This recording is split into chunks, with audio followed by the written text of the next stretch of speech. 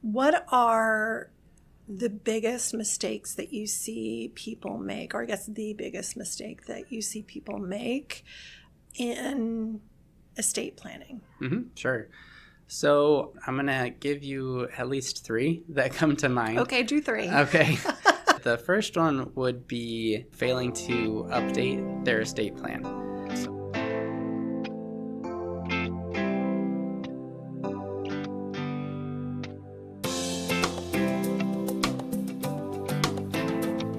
Hi, welcome back to my channel.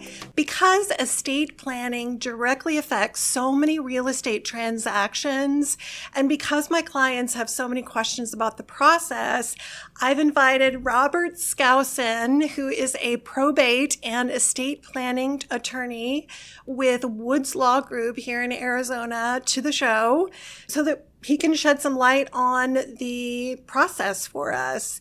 So Robert is a husband. He is a father of 3 beautiful children. He is a wakeboarding enthusiast. So my first question for you, Robert, is I know that you started your career as a litigation attorney. What made you change to focus on estate planning and probate? Sure. Thanks for having me on, Brenda, on your channel. You're welcome. So I started my career in estate planning. Not in estate planning. Sorry. I started my career as a litigation attorney. And I, straight out of law school, went into litigation because that's what a lot of people were doing. And after spending a couple years in litigation, I realized that I just didn't want to have the lifestyle that litigators had, and thought that I was going to leave my legal career behind. Actually, when I left my last litigation law firm, I stumbled into estate planning and realized that it's just a great practice area. I really enjoyed having conversations with people about planning for the future, putting together a good plan for their family to protect their families and their assets. And so I really enjoyed it, decided that this was the place for me. And so I've been doing it for the last few years, and I love it. Nice. Well, kind of preventing arguments instead of right, exactly. facilitating No, them. that's exactly it. Yeah. All right, great. Well, then let's just dig right in. I think one question that I have from a lot of people that talk about estate planning with me is, what is the difference between a trust and a will? So will you shed some light on that for us? Sure. So this is the question we get probably most often in estate planning, is what's the difference between a trust and a will? It's a great question. So a will is a legal document that describes what will happen to your assets when you die. Now, a will needs to be taken to the probate court in order to be what's called probated. And so what that means is we have a document that says this is where your assets are going to go. This is who's going to be in charge of the process. But we're not avoiding probate. It's very limited in what it can do, whereas a trust operates just completely differently. A trust is more like a bucket that can hold your property, and then we describe who is in charge of the assets in the bucket and who they are there to benefit. And so there's multiple roles within the trust. They're called a trustee is the person in charge, and a beneficiary is the person who's benefiting from the assets in the trust. But really, with this trust structure, we're able to avoid probate altogether, because instead of going to court to get someone appointed as the person in charge, we just already appoint them from the outset. And so we're able to avoid probate, which is a nice benefit. And then in addition to that, we have a much more flexible instrument. And so with the trust, we plan not just for what happens to your assets when you die, but also what will happen to your assets if you become incapacitated. Who's going to be in charge of those assets? They'll be managing them for your benefit, but we're planning for it right now. And then also after your death, we plan for how those assets are going to be distributed. That might sound like a will, but we have more flexibility because the assets can stay in the trust. So if they stay in the trust, there are ways that we can protect them for the benefit of the beneficiaries. So there's just more protection, more contingencies we can place, and so just a lot more flexibility when we use trust-based planning as opposed to will-based planning.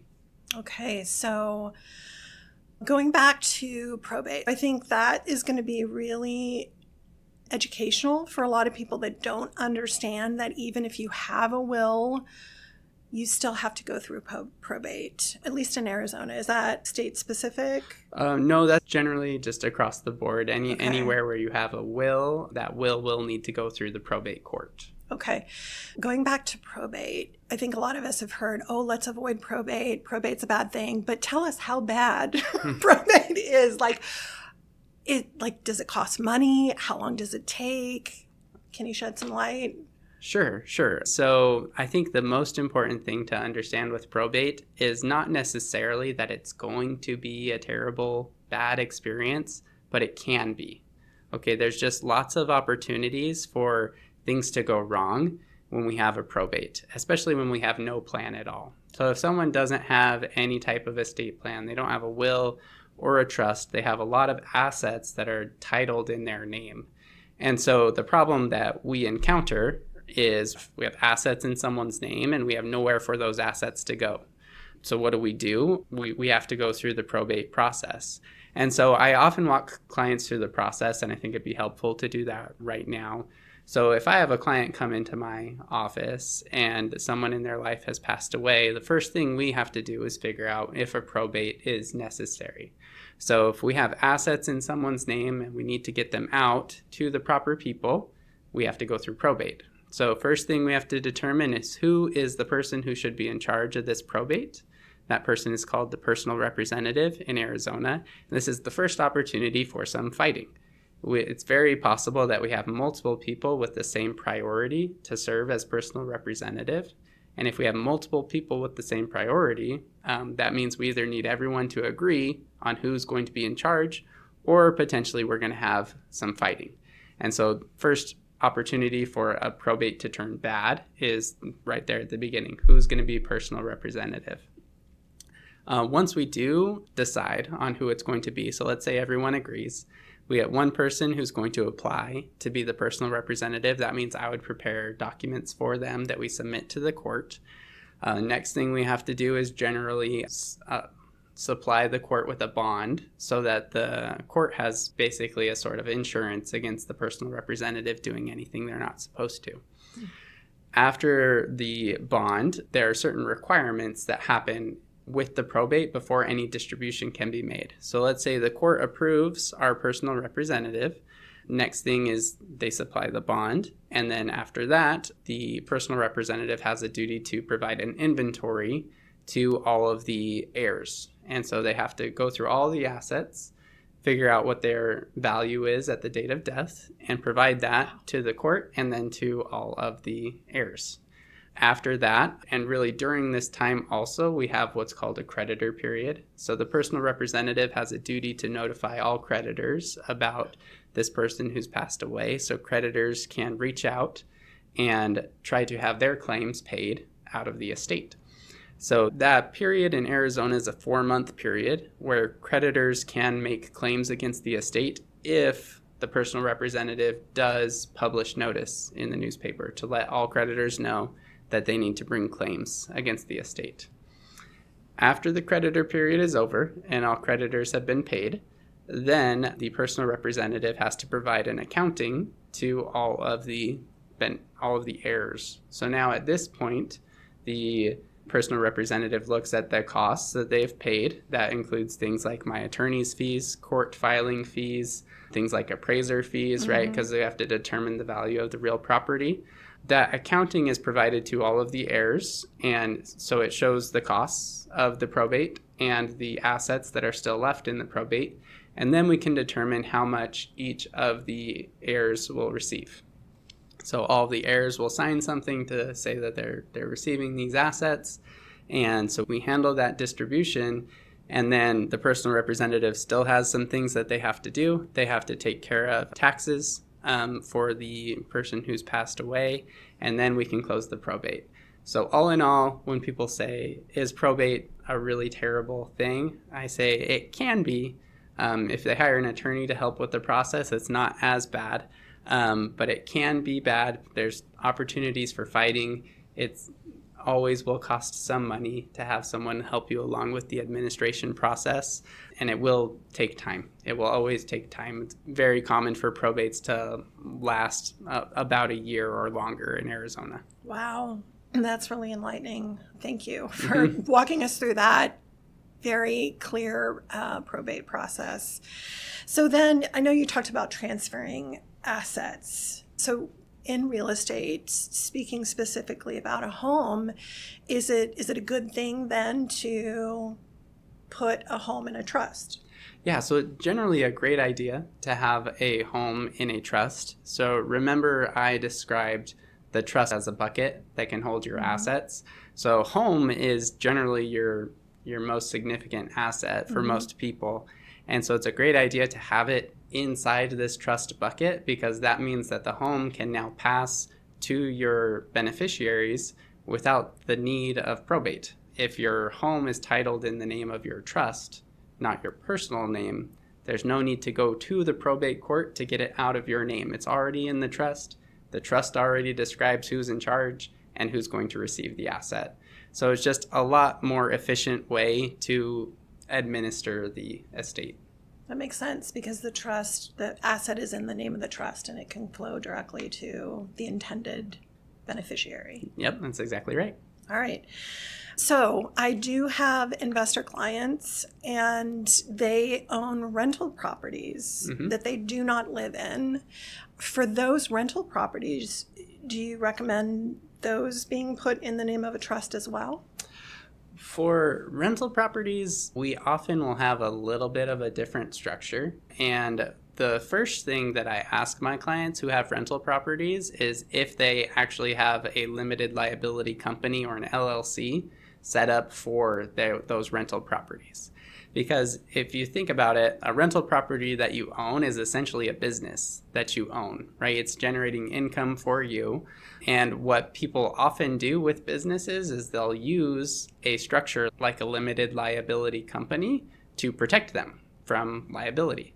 So what's great about an LLC for a rental property is that you're really separating that rental property from the rest of your assets. And so if you have your own home, your own bank accounts, and then you own this rental property on the side, if it is in its own LLC and somebody were to say slip and fall on the property, their first question is, okay, who am I going to sue, right? Who am I going to bring this claim against to try to recover for my injuries?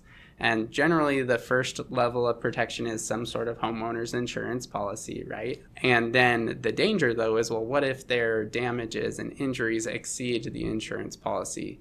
We don't want them to be able to touch your personal assets. We don't want them to come after your personal home. But if the LLC is properly structured and the home is owned by the LLC, that means that the claimant, the person who was injured, won't be able to go beyond the assets of the LLC. So maybe they can come after the home, but they won't be able to come after your personal home, just the rental property that's owned by the LLC. So it's a great idea to have the rental homes in an LLC, but then how does that work with an estate plan? Oh yeah, great question. And that's where you started. And I'm sorry, I zoned in on just the LLC issue. But you're right. These people who own rental properties, they do want to make sure that there's an estate plan for them also. There's a plan for what will happen to them if they pass away. And so what we can do is we still have a trust for the client. So the client will have a trust. Their assets are in the trust, and that includes the LLC. So we can move the LLC interest into the trust, and the LLC still owns the home. So if we have a tiered structure at the top, we have the trust, and then on one side we'll have personal assets, and then also owned by the trust are these LLCs that own rental properties of their own. Okay, that makes total sense. Thank you for clearing that up. Sure, no problem. So then what happens when to someone's home that they own when they don't have a will or a trust? So if you own a home and you don't have any type of estate plan for it, that means that the home is going to have to go through probate. And so what we talked about before, we're going to have somebody go and be appointed by the court as a personal representative. That person will then be in charge of generally selling the property and then splitting the proceeds of the sale. with all the other heirs, but the whole process just takes time because we have to hit all of the steps of the probate. We have to start with the application, potentially need to supply the court with a bond. We have inventory and accounting requirements, creditor period. So all these things just take time. And then sometimes too, it might be a bad time to sell the home, right? Mm-hmm. And that could extend the probate process because the personal representative, they have a duty to do what's best for themselves and the other beneficiaries or the other heirs. And so that might mean we might need to wait a little bit, or sometimes they have to make tough decisions like, well, should we update the property before we sell it, or should we just sell it right now as is? So some difficult decisions to be made for sure. So if someone passes away and does not have a will or trust, who determines who the house goes to? Right. So great question. When someone doesn't have any type of plan, we're left with the state's default rules for where the asset should go. And so this is a difficult thing. I've had plenty of clients come to me and say, hey, this house was supposed to be mine. Mom said it was going to go to me. And I have to tell them, if we don't have any will or trust that lays that out, we're left with the state's default rules for what happens.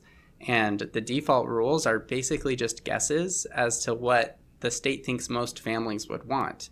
And sometimes that works out to be what people want also, right? If we have just a husband and wife and 3 kids that are all shared by that same husband and wife, when they both pass away, the house, all the assets will be split equally between those 3 kids. Maybe that's what mom and dad wanted, maybe not. But we also know that all families come in different shapes and sizes, mm-hmm. right? And so that's where we really can encounter some problems where we have just some family members believe that things should have happened a certain way and some members believe differently, and we just have to follow what the state's default rules are. Sometimes they match what people want and sometimes they don't. Right. So I would imagine it can get very complicated, especially if, there's been multiple marriages and children from different marriages and there is no will or trust. So ultimately, it's really, really important when someone has children or beneficiaries they'd like to pass an asset to, that they put those wishes in writing, whether it be a will or a trust. That's exactly right. That's sort of the worst part about not having a plan, is that we just don't know. We don't know what the person who passed away really would have wanted. And that's too bad, right? We have control over our assets while we're alive, and we can maintain that control after we die. We just have to make those wishes known through a proper will or trust. Okay. So then we explored the scenario of no will or trust. So what happens to a house when the owner passes away and that house is in the name of a trust? Sure, yeah. So this is what we call trust administration as opposed to probate administration. So we have a trust. We have this bucket that owns the home. And the trust describes who is in charge of all of the assets in the trust bucket. When somebody comes to me and we create a trust for them, they are the original trustee. They're the person in charge of all the assets in the trust. And then we list out in the trust document who is going to be in charge after they pass away. And so if we have this scenario that you described, someone owns a home in their trust, if they pass away, their trust will describe who is the next trustee. That trustee generally signs a document that says, I accept my role as trustee. And they sign a document called a certification of trust that they can take to the bank or to a real estate agent to show that they do have authority over the asset. And then they can follow the instructions of the trust. If the trust say the home goes to one person, they can transfer it. They have authority to do that. If they are instructed to sell the home and distribute the proceeds between multiple beneficiaries, they have authority to do that. They just work with a real estate agent to take care of selling the home. And then they have all of the necessary proof within the trust that shows that they have authority to make that sale. Okay. So what I'm hearing from you is that trusts are not just for wealthy people. I think that there's a lot of misconception out there that the only reason you would have a trust is if you have a lot of money. So do you want to add something to that? Yeah, of course. I'd love to jump in there. Definitely a misconception. Lots of people have this idea in their head that only really wealthy people have trusts, but they're just great estate planning tools. If you have assets, if you own anything and you have kids or you want to describe what you want to have happen to your stuff, trusts are great tools, not only for the probate avoidance, but for flexibility, right? There's just so much that you can do with a trust. And so they're great tools. They're definitely not just for wealthy people. Of all the estate plans that I do way more trusts than I do wills because they're just generally better tools. There are situations where a will makes sense or where some other type of plan makes sense, but they're great tools for most people. Great. So I guess my question here is, where's the line? Like, what scenario specifically do you recommend a client highly consider creating a trust versus just having a will? Sure. Are there certain aspects of their life that would make you recommend that? Mm-hmm. Yeah, it's a great question. What I always start with people is I say, just come talk to me, and I'm happy to talk you through what is the best option, because that's where we always start. We always start with the different options. This is what a will plan looks like, and this is what a trust plan looks like. Now, in terms of more broad thresholds for when does it make sense to have a will or when does it make sense to have a trust, I mean, there's really a lot of factors that go into it, and I've played with these thresholds in my own head a lot in my time as an estate planning attorney, because really almost anyone with kids, it's really beneficial to have a trust, even if you don't have a lot of assets, because the trust will allow that money that you have to be used to help raise your kids, whereas you don't always get that with other types of plans. But I will try my best to answer your question, even though it is a little bit of a difficult one. I think that if you own any significant assets, and that could be a home, that could be a retirement account, it could be a large bank account, and not even necessarily large, it starts to make sense to have a will if you want to describe what you want to have happen to your assets. When you add now family into the mix, especially minor children, it's a great idea to have a trust so that we can plan for what's going to happen to those minor children if something happens to you, and then also just to have a more efficient process for passing those assets to the proper people. Okay. So speaking of passing assets to the proper people, I have clients who ask me about putting, like, whether or not they should put their kids on the deed to their house before they pass away versus creating a trust. So can you speak to that? Sure, yeah. I get asked this question too often. What if I just put my kids' names on the deed? Now I can avoid probate, right? That's the way that people generally ask me that question. Mm-hmm. And the answer is yes, this does avoid probate. But that does not mean that it comes without any consequences, okay? There's legal consequences and potentially tax consequences to doing this. On the legal side, if you put your kids' names on your home, your kids own part of your home. So if your kids have creditors and those creditors are going after your kids' assets, your home is one of your kids' assets at this point. And so that's a position that most people don't want to be in, even if they trust their kids, like most of us do. It's still a position you don't want to be in, right? So I said most. And then on the tax side of things, when you gift an interest in your home to anybody, or especially your kids, now they own a portion of the home. And without getting into too many of the details, what that means is they're going to have some potential capital gains tax liability. If they receive the home upon your death, they receive it with what's called a basis adjustment, and they miss out on that benefit if it's transferred during your lifetime. And for property that appreciates greatly in value, like real estate, that could be a very massive tax liability. And so what I often tell people is, hey, you may avoid probate and some probate fees, but also very possible that your capital gains tax exposure is larger than those probate fees would have been. Yeah, and I'm really glad that you made that point, because the appreciation of real estate and the capital gains that you make over time is one of the key draws to owning real estate, and you're defeating the purpose for your children if you transfer the deed to their name before you pass away. Exactly right. So then another option I've heard is a beneficiary deed to maybe have a little bit less expensive way to transfer a home to a beneficiary upon your death. So can you speak to the benefits of a beneficiary deed? Sure. So beneficiary deeds are great tools.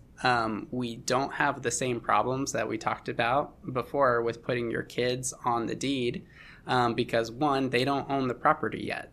They have a contingent right to the property, meaning they only get the property if a certain contingency happens, which of course is the death of the owner. And so that means that we don't have the liability exposure of the child, the beneficiary, having a creditor, and now that creditor coming after the house. So that's eliminated. And then we also don't have the capital gains issue because the property will be transferred at death. So great tool. When people plan in this way, like let's say you were to do a beneficiary deed for your home that transfers your home to your kids upon your death. Okay, so that is achieving some of the goals that we want to achieve. The problem is we're only dealing with one asset and we're only dealing with one possibility.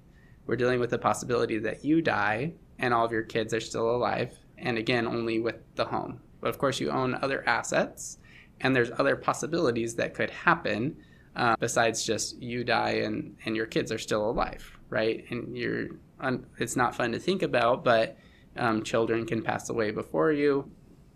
And really another big issue that we have with this type of, I call it sort of like a piecemeal plan, where you're planning asset by asset. How am I getting these assets to the proper people? The biggest issue I see with this type of planning is people try to DIY this themselves and they just miss things, or they're not planning for all the different contingencies.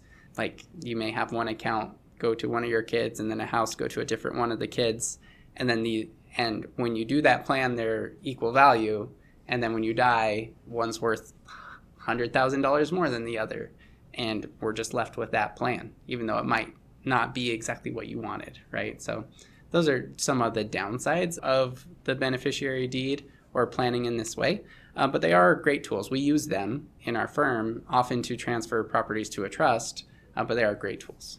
So it's really great to have an expert like you help us understand different tools to use, because we just don't think about the scenarios that you just named. So thank you for your expertise. So on the note of having multiple assets, let's say multiple homes, because here in Arizona, we have snowbirds. They often own a home or two up north, and then they have one down here. So can a single trust accommodate many personal houses from different states? Can you walk us through how the trust can work in that situation as well?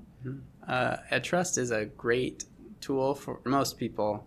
It's even better tool for people who own multiple properties, especially if those properties are in different states. So first scenario, right, multiple properties in Arizona, no problem. All those properties can be owned by one trust. But let's talk about that same scenario where we've got somebody who owns a home here in Arizona and then another home in Washington. If a person dies owning a home here in Arizona and in Washington and they don't have any type of estate plan, that generally means 2 probates, right? Wow. And so everything that we talked about before with probate, now just double it, right? We got to do it twice. And then if we have more states than that, for each state will have its own probate procedure that needs to be followed. Some states are a lot more expensive than Arizona too. And so it's something to think about. With a trust, all of those properties, no matter where they are, can be transferred into the Arizona trust. And so that's where we do see a lot of potential savings in terms of the trust versus a probate, is if we own properties in multiple states, because we're voting multiple probates, not just one. Wow, excellent point. I never would have thought of that, actually. So thank you. So how can someone make sure that their estate planning when it comes to real estate is done correctly? So the best thing to do is to just make sure that you are working with professionals. You should be working with an estate planning attorney and a real estate professional who understands all of these issues that we're talking about. That's the big thing. People often just don't think through all of these issues that we think through, and we think through them because it's our job, right? And that means I'm thinking through these things that we've been talking about. Common mistakes that we see are things like people will have a trust, but then they don't title their new property into the trust. And so that's something that can come up if your real estate agent isn't asking questions. Hey, do you own a trust? Are you wanting this to be held in your name? Because if we miss that, you own a property outside of your trust, you're missing out on some of the benefits of your trust. For sure. I guess what I would love to hear from you, because you're obviously an expert at setting up trusts and helping with the probate process and estate planning. What are the biggest mistakes that you see people make, or I guess the biggest mistake that you see people make in estate planning? Sure. So I'm going to give you at least 3 that come to mind. Okay, do 3. Okay. The first one would be failing to update their estate plan. So I will administer plans for people that are really old sometimes. I've administered plans, helped with the probate administration of wills that are 20, 30, 40 years old. And these often are made by parents who have minor kids. And so they say, hey, my friend is going to be the personal representative. And so when my client comes to me, it's not the friend, it's the kid, right? It's the beneficiary. And they have no idea where this friend is, but they're not named as the personal representative because the will assumes that they are 6, right? And now they're 40. So that's a mistake that people make, is just not updating. Another one is not funding. So funding is probably the biggest one. Funding is the word we use for actually putting your assets into your trust. And so if you have assets outside the trust, like the home scenario, if you buy a new home and it's not in your trust, really you're missing out on the benefit of the trust, at least from a probate avoidance perspective, because the trust only controls what is in the trust bucket. And so this home outside the trust bucket, there's probably a process. Your estate plan probably includes a will that says anything I own outside the trust needs to go into the trust, which is great, but because it's outside of the trust, we do need a probate to get it now into the trust. So that'd be my second one. And then my third biggest mistake would probably be unintended consequences of DIY planning. So I have people who download a trust form from the internet, or a will form more commonly from the internet. And we just have lots of different types of problems that we have to fix in those scenarios, because we have people putting together what are pretty complex documents without thinking through all the possible consequences that might arise. And those are the 3 main ones. Okay, so 3 main major mistakes in estate planning is not updating a will on basically any change of life, divorce, death, well, not your death, but others, yes, yeah. Others, if you name beneficiaries, or a trustee, if you name someone to be in charge and that person dies, it's important to make sure you have another plan in place. So absolutely, right. Birth of children, sales of assets. So not updating the estate plan. Secondly, not funding a trust, and then the third was like DIY planning, just mistakes that come up from DIY planning. Some people do it right when they DIY, but many just make mistakes. And that just generally results in unintended consequences. Something will happen as a result of you putting your own plan together in a do-it-yourself method, but it might not be what you want. And so that's why it's just a good idea to talk with someone who has experience and can ask you all the right questions and talk about what will be the actual result of the plan that you're putting together. Yeah, this is just me from the outside listening to what you're saying, and it sounds like it would be way less expensive to get it done, to get your estate plan done properly, and updated regularly than to deal with the after effects of something that's not been done correctly. It's very possible, yes. Not always the case, right? But very, very possible. And what I can speak to for certain is if you do work with a professional, you will at least have the peace of mind and confidence knowing that what you want to have happen is going to happen, or at least has a much higher likelihood than if you do it yourself. Right. So that kind of leads me to my last question for you, which you kind of just answered, but I'm going to see if you have anything else to say. And that is, in your many years of experience in estate planning and probate, what do you feel is the most compelling reason to set up an estate plan? Specifically, let me just say specifically a trust. So I love this question. When I sit down with new clients, the first thing that I talk about with them is their estate planning goals, because I'm just in general, I'm a big fan of goal setting and planning to achieve those goals. And so I always tell my clients, hey, we are here to achieve some goal. The plan is there to help us achieve the goal. So I need to understand what your goal is, because clients will have different goals. Sometimes people are just looking to have something really simple put together. Say, I just don't want to leave a mess behind for my family. I say, okay, we can achieve that. Some people are concerned about the family relationship. They say, I really just want to preserve my family relationships. I want all my kids to still like each other after I die. I don't want them fighting over things. And I say, we can do that too. And so for me, to answer your question, biggest benefit, it really comes down to you're able to achieve what you want, right? You're able to achieve your goal, whatever is most important to you. The reason why I love what I do is I get to help people protect their family relationships. It's so sad to me that there are families that fall apart when somebody dies, and then families can fight over sometimes really silly things or things that aren't very valuable. And that's too bad, and something that often could be avoided with just clear planning.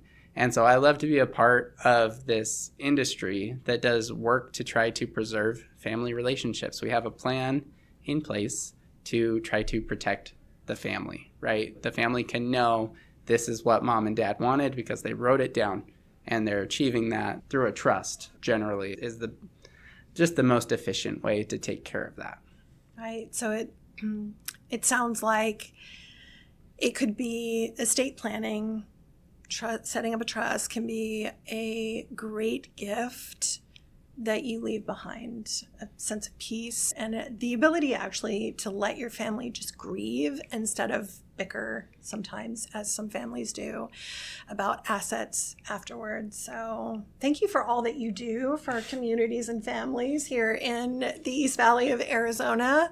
If any of you are inspired to explore estate planning with Robert Skousen, we'll have his information in the notes.